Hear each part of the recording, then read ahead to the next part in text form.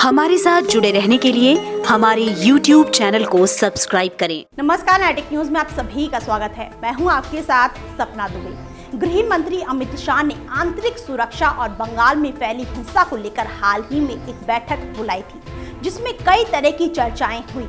इसमें राष्ट्रीय सुरक्षा सलाहकार यानी NSA अजीत डोभाल भी मौजूद रहे। दूसरी ओर बंगाल के राज्यपाल केशरी नाथ त्रिपाठी प्रधानमंत्री नरेंद्र मोदी से हाल ही में मिले।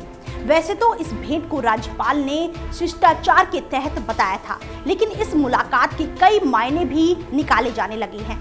इस बैठक में मौजूद बीजेपी के महासचिव कैलाश विजयवर्गीय ने कहा कि बंगाल में जैसी हिंसा फैली है, वहां राष्ट्रपति शासन भी लगाया जा सकता है। आपको बता दें कि कार्यकर्ताओं की हत्या के विरोध में बीजेपी ने 12 घंटे का बंद बुलाया था और ब्लैक डे भी मनाया था। विजयवर्गीय ने इस पूरी हिंसा का ठीकरा ममता बनर्जी पर फोड़ते हुए कहा था कि बंगाल में हिंसा की जिम्मेदारी ममता बनर्जी की है। वो बदले की भावना से लोगों को भड़का रही हैं। ममता अपने कार्यकर्ताओं से कह रही हैं कि जहां से उनकी पार्टी हार रही है, वहां भाजपा कार्यकर्ताओं को निशाना बनाया जाए। सारे गुंडे सत्ताधारी तृणमूल के पास ही हैं। उनके पास पिस्तौल और बम है और हमारे कार्यकर्ताओं के पास कोई हथियार नहीं। ऐसे ही हिंसा होती रही तो केंद्र को हस्तक्षेप करना होगा। आवश्यकता पड़ी तो बंगाल में राष्ट्रपति शासन लागू हो सकता है। आपको बता दें कि बंगाल में हिंसा ने कुछ ऐसे पैर पसारे हैं कि बीजेपी और टीएमसी दोनों के कार्यकर्ता मारे जा रहे हैं। बीजेपी कार्यकर्ताओं के मारे जाने की खबर ज्यादा आ रही है। सोमवार रात को तो हद तब हो गई जब हिंसा में पश्चिम बंगाल के उत्तर 24 परगना जिले के काकीनाडा में देसी बम से धमाके किए गए और उस धमाके में 2 लोगों की मौत हो गई और 4 लोग घायल हुए।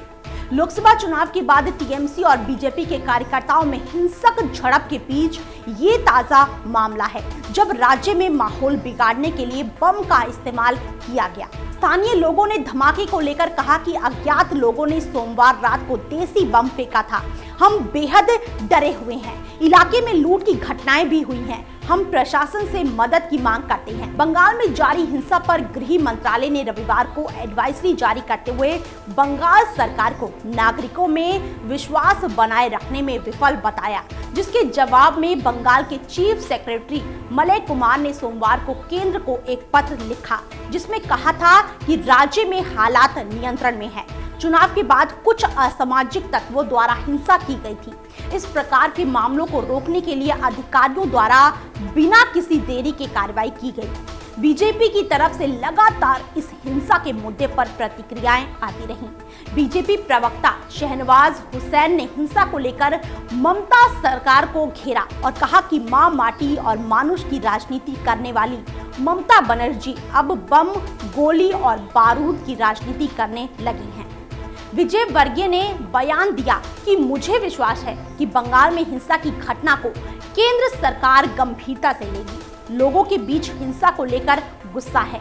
वहीं बीजेपी के वरिष्ठ नेता मुकुल रॉय का कहना है कि शनिवार रात बंगाल में बीजेपी के 4 कार्यकर्ताओं की तृणमूल समर्थकों ने गोली मारकर मौत के घाट उतार दिया और तृणमूल के वरिष्ठ राज्य मंत्री ज्योति प्रियो मलिक ने बीजेपी पर आरोप जड़ा कि उनके कार्यकर्ता क्यूम मुल्ला की हत्या की गई। इन हालातों के बाद अगर केंद्र सरकार राज्य में राष्ट्रपति शासन लगाती है तो बंगाल सरकार की विफलता पूरे देश के सामने सिद्ध हो जाएगी। देखना ये होगा कि केंद्र सरकार और राज्य सरकार कैसे इन घटनाओं से निपटती है। फिलहाल इतना ही। बाकी ऐसी और लेटेस्ट खबरों के लिए देखते रहिए हमारे चैनल नेटिक न्यूज को। साथ ही आप वीडियो को लाइक और शेयर करने के साथ साथ चैनल को सब्सक्राइब करना ना भूलें।